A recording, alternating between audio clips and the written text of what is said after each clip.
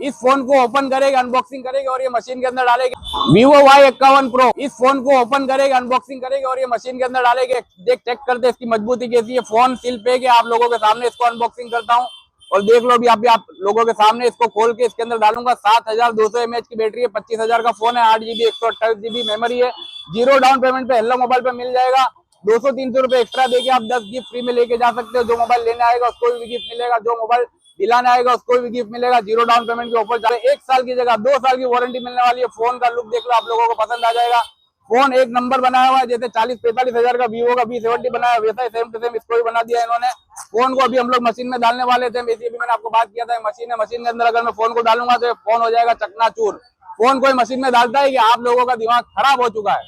इसको आप गन्ने के जूस में डालोगे तो कोई तकलीफ नहीं आएगी, मशीन में डालोगे तो टूट जाएगा। फुल वाटरप्रूफ फोन है, मजबूत फोन है, 7500 mAh की बैटरी वाला फोन है। 25,000 रुपए में और क्या चाहिए। आ जाओ हेलो मोबाइल, फॉलो कर देना, लाइक कर देना।